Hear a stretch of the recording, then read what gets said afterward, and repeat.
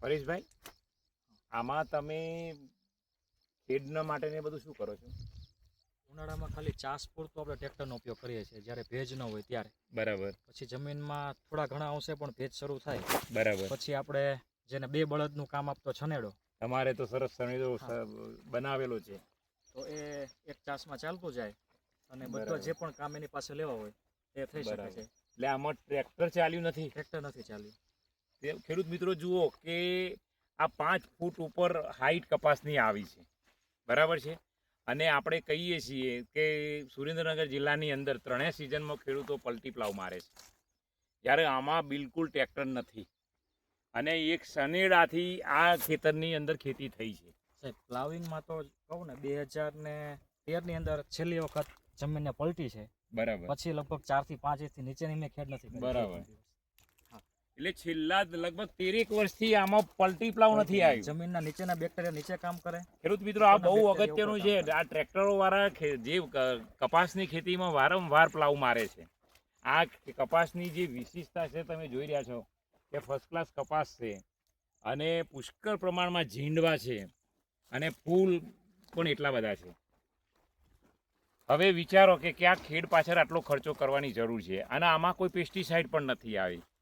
પ્રાકૃતિક એમે જીવામૃત વાપર્યું છે, 10 વર્ણી અર્ક વાપર્યો છે અને સનેડાથી ઓતર ખેડ થઈ છે.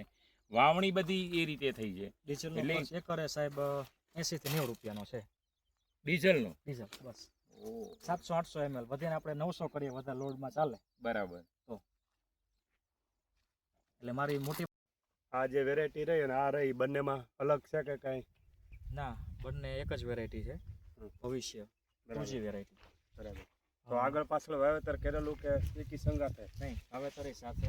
બરાબર. પાણી સાથે.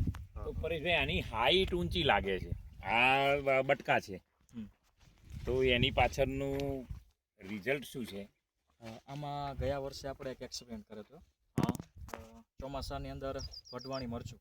બરાબર. છે જેની હાઈટ ઘણી બધી થઈ જાય. તો 4.5 ફૂટની હાઈટ હતી ગત વર્ષે. બરાબર. એટલે એને એનું મૂળ જમીનમાં રહેવા દીધું અને ઉપરથી કાપી અને એને ભરદામાં મૂકી, એટલે આચ્છાદન કર્યું. રાઈટ. પછી જે ચાસ વધેલા છે એમાં 1 by 1 જે જગ્યા ખાલી હતી ડીપરની, એની અંદર ગલગોટો અને મિશ્ર પાકમાં કાકડી કરેલી. જ્યારે ગલગોટાની આવક પૂરી થઈ ગઈ, હાર્વેસ્ટિંગ, અને પછી બધું જ ધરતી માતાને અર્પણ કરી દીધું, રોટાવેટર ચલાવી દીધું. બરાબર. એટલે જે પાકનો ડેબ્રિજ છે એના કારણે જ આની જે વેજીટેબલ. તમને હિતેશભાઈ આ બેમાં કોઈ ફરક લાગે છે? બેમાં વિકાસ 1.5 ફૂટ જેવો આના કરતા આમાં વધારે દેખાય. આ જેમાં આચ્છાદન કર્યું છે એમાં 1.5 ફૂટની હાઈટ મને વધારે લાગે છે. વધારે છે, વધારે. અને આ હાઈટમાં નીચો છે. હા, એ નીચો છે એટલે ખેડૂત મિત્રો, જે કહેવાય છે કે મૂળ જમીનની અમાનત છે, પરેશભાઈ એ મૂળ એમના એમ મરચીના જમીનમાં રહેવા દીધા અને ઉપરથી મરચીને વાઢી નાખીને આચ્છાદન તરીકે ઉપયોગ કર્યો. એટલે આચ્છાદનથી આમાં પોષણ તત્વો મળ્યા છે એટલે પાકને વૃદ્ધિ વિકાસ, આ બાજુમાં જે છે એ પાક કપાસ કરતો એનો વૃદ્ધિ વિકાસ બહુ સારો છે. એટલે આચ્છાદનનો આટલો તમને ફાયદો દેખાય એ તમને સીધો દેખાતો છે કે આની હાઈટ નીચી છે અને અહીં જે કપાસ છે એની હાઈટ ઊંચી છે. અહીં તમે જોઈ શકો છો. તો આચ્છાદન એ એક પ્રાકૃતિક ખેતીની અંદર ખૂબ જ અગત્યનો ભાગ ભજવે છે. ખેડૂત મિત્રોએ પોતાની સ્થાનિક પરિસ્થિતિને ધ્યાને લઈને આચ્છાદન ઉપર આવે તો પ્રાકૃતિકના બહુ જ સારા પરિણામો મળશે. નમસ્કાર ખેડૂત મિત્રો, અહીંયા તમે આ 2 ખેતર જોઈ રહ્યા છો, બરાબર? આ પણ કપાસ છે અને આ પણ કપાસ છે. હવે આપણે અહીંયા ખેડૂત પરેશભાઈ છે, ગામ ખોલડિયાથી, વઢવાણ તાલુકાના. પરેશભાઈ, તમારું શું માનવું છે, આ બંનેમાં તફાવત શેનો દેખાય છે? આ કપાસમાં આપણે યુરિયા નથી આપેલું, બરાબર, પણ એકદમ ડાર્કનેસ, એકદમ ગ્રીનરી વધારે દેખાય. આપણે થોડાક નજીક આવીએ અને એની અંદર યુરિયા પણ આપેલું છે. 2 દિવસ પહેલા ફીકો પડે છે એમાં યુરિયા આપેલું છે. હા, એમાં યુરિયા આવેલું છે. ખેડૂત મિત્રો જુઓ, અહીંયા તફાવત આ શેનો છે સમજવાનું જરૂરી. તો આમાં આપ્યું શું તમે? આમાં જીવામૃત, બરાબર. પછી છંટકાવમાં 10 પાણી અર્ક.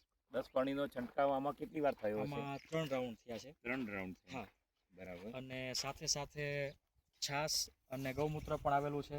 જીવામૃતના 2 રાઉન્ડ આમાં રૂટ લેવલે ડ્રીપમાં આપેલા છે.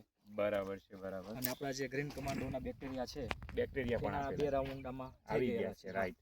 હવે હજુ આપણે નજીકથી આ જે આ યુરિયા અપાયું છે એ એનું જોઈ લઈએ. એક ભાઈ નજીક ક્લોઝ લાવો, એમાં કેટલી આ જો ફિક્કો કપાસ પડે છે. અહીં તમે જોઈ રહ્યા છો કે આની ગ્રીનરી કેવી છે અને સાથે આની ગ્રીનરી જુઓ. અહીંયાથી લાઈન બદલાય છે એટલે આટલો ફરક છે.